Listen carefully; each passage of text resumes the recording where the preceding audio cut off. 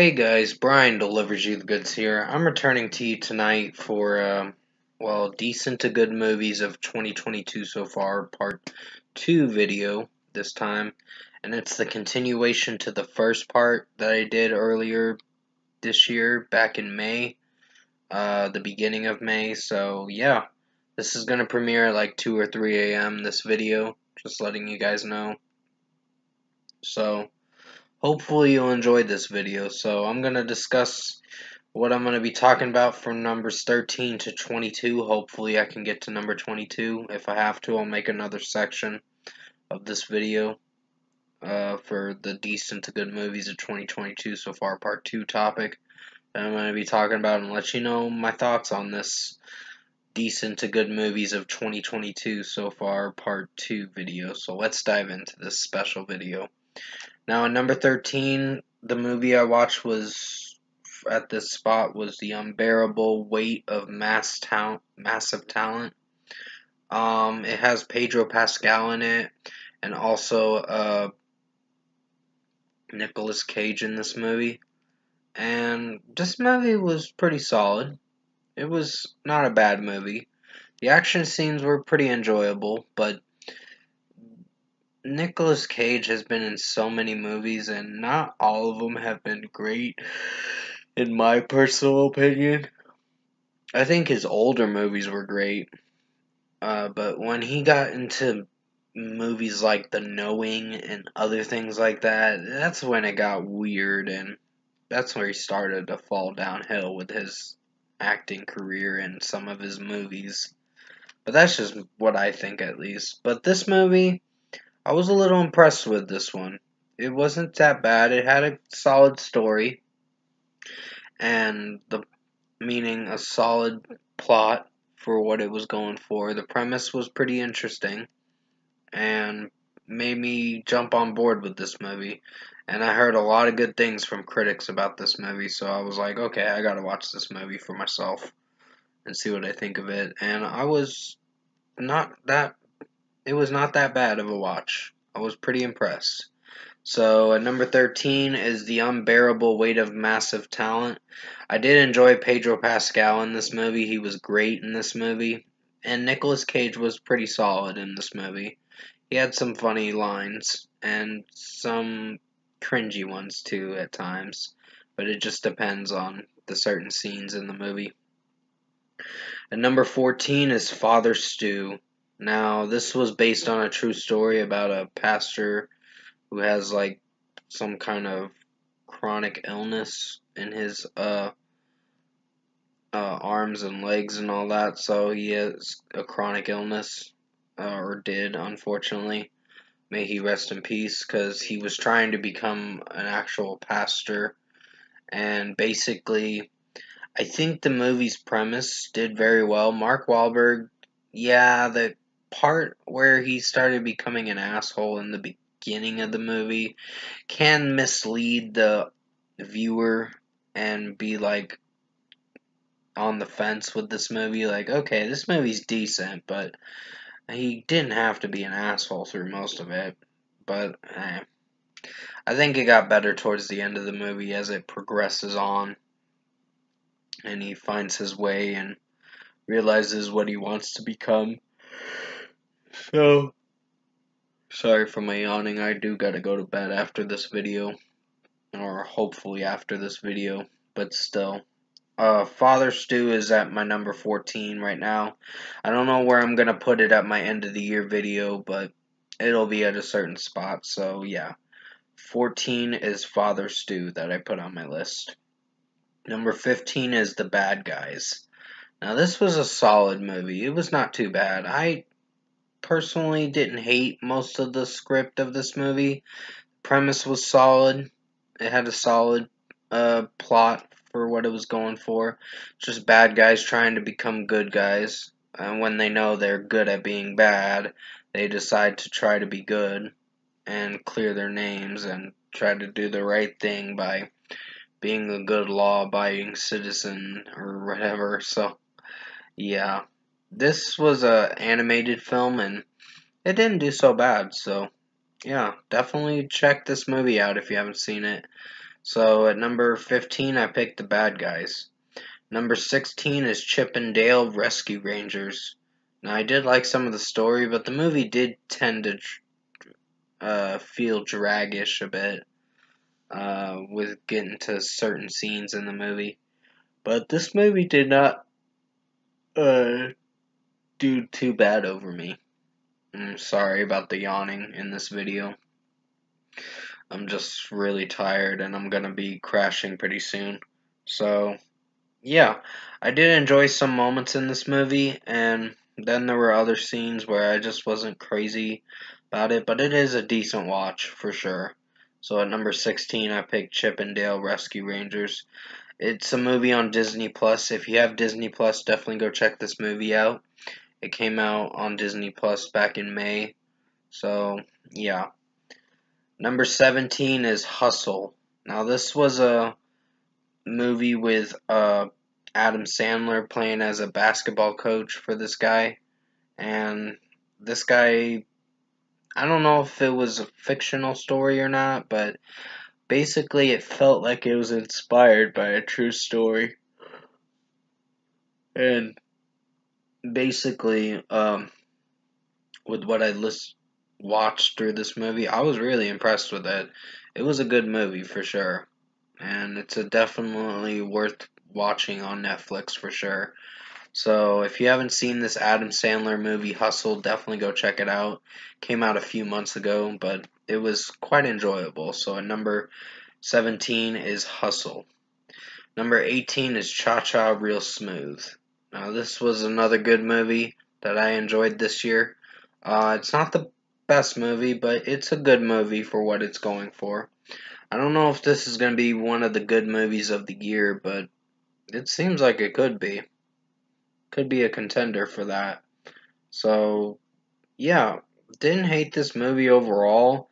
Just there were some moments in the movie that I didn't know if I felt for certain scenes, but no, this was a movie about this girl who has autism, and Dakota Johnson's character in the movie likes this guy or whatever that's trying to be a party doer or whatever, like plan bar mitzvah parties and all that, and get a job for that, and then things happen where it doesn't work out for him and Dakota Johnson, but he does find his place in the world and all that. So it's a pretty interesting movie for sure, and I highly recommend you check it out. So it's on Apple TV, but it is an enjoyable movie. Or you can watch it online if you have to. They have an HD version for it online. But still, at number 18 is Cha Cha Real Smooth. Number 19 is Minions: The Rise of Gru. Now, this was a decent movie. I wouldn't call this fantastic. Some of the Minions, they were solid in the movie, and kind of cute as well. But I wouldn't call this the best movie this year, but it was something. It was not too bad for what it went for. And I apologize for yawning in this video. I know it's bothersome to some of my viewers watching it. It's just, yeah, this wasn't a bad movie this year for what it was going for. So at number 19 is Minions: The Rise of Gru. I did enjoy some of the plot, and then there were some other scenes that kind of got weird and were on the fence for me with how I was viewing the movie and my perspective on it as well. So, yeah. Number 20 is DC League of Super Pets. Now, this has Dwayne Johnson playing as Superman's pet in this movie. Honestly, the movie didn't do so bad. It had a solid script. Dwayne Johnson tends to overact a bit too much, and basically, he's overexposed nowadays because he plays in so many movies. I like him as an actor and somewhat a wrestler sometimes, but basically he overacts too much with some of his movies. But it is what it is, I guess. So yeah, at number 20 was DC League of Super Pets. Kevin Hart was in this movie, and basically the movies Kevin Hart's been in lately have usually sucked or have been okay, I guess. But yeah, he plays one of the bulldogs or whatever in this movie, and pretty much it was an interesting story for sure about trying to stop this guinea pig from ruling the world or whatever. I watched it last month, and I kind of enjoyed this movie.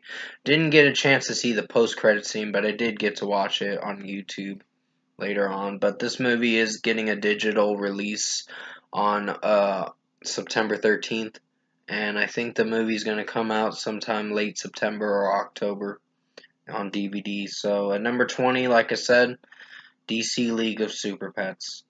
Number 21 is the movie Prey. Now, this was a good movie for what it went for. I wouldn't call it the good movie of the year, but it is a good movie and a good watch. So it could be a contender for good movie of the year, possibly, if the script, if it does well and holds well over me for the next few months. So with that being said, yeah, Prey was an interesting movie about the Predator or whatever back in the 1700s or whatever, and I guess he landed on planet Earth, and some of the Indian tribe were the Apache tribe or whatever was trying to stop him, the Predator, from killing other people, and basically one of the girls actually did very well in this movie. I can't remember her acting name, but you'll have to remind me in the comment section below. This movie had a good script. It was better than the last Predators movie and the Predator movie in 2018. That movie bombed, meaning it was not very good. It was weaker than this movie, but this movie had a good script. That's all I can say. So, number 21 is Prey. Number 22, finally, is Luck. Now, this was supposed to be on my best movies, but I kind of found some underwhelming points where I don't know if I like this movie too much. But I think it's not bad. I just think it's a little weaker than giving it an 8.5. Probably a 7.5 out of 10.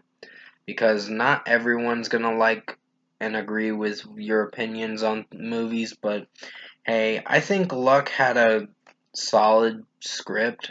But the girl Sam in this movie, the girl Eva something in this movie, I think her character in this movie, she was voice acting pretty much. She seemed to have bad luck almost everywhere she went.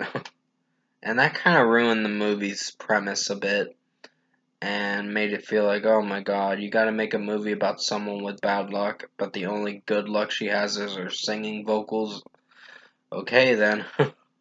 Whatever, I guess. But still, Luck was a average movie. It wasn't great. Simon Pegg played a pretty good character in this movie, but the script was sorta underwhelming at times. But still, it was a solid movie. So at number 22 is Luck. That's going to be it for this part 2 of decent to good movies of 2022 so far. Comment below. Let me know what you guys thought of this decent to good movies of 2022 so far, part 2 video. If you enjoyed it, the next video for this decent to good movies of 2022 will be the official list for numbers whatever to 1 or whatever I get to with yeah, they will basically be the end of the year videos in like December for this list. So probably not expect another part 3 or whatever for this video list or whatever till like, well, probably until I do sorry if I'm slipping up in this video, I'm just trying to explain it the best way I can. Basically, you're going to see an end of the year video next because I'm not doing another part for this decent to good list of good movies of 2022 so far video. There won't be a part 3. There'll just be a decent to good movies of 2022 end of the year video. So sorry for explaining it that long. I just had to go into the best explanation I could to help you guys understand what I'm trying to say. So basically, next will be the end of the year videos. After these part 2 videos. So if you did enjoy this special video, sorry for trying to over explain myself and try to explain it again in the best way I could. I'm just slipping up with some of this video, so comment below and let me know what you guys thought of this special video for decent to good movies of 2022 so far, part 2 video. Tap a like on this video if you liked it, subscribe to my channel if you can, support the channel. I'll have another video coming out mostly tomorrow, hopefully for a movie review. I'm still trying to find the Dragon Ball superhero movie, but I haven't been able to find it. And I think that could be one of the best movies. I don't know of the year, but basically I really want to watch that movie for sure. But the only way to watch it is in the movie theaters right now. And that's kind of a bummer, but oh well. But still, stay safe, guys. Stay safe, guys. Take care. Have a good rest of your Friday night going into Saturday morning. Well, I'm recording this on Saturday. Kind of Friday night going into midnight on a Saturday. So, yeah, it'll be premiered at 2 or 3 p.m. this video. So, as always, I will see you in my next review.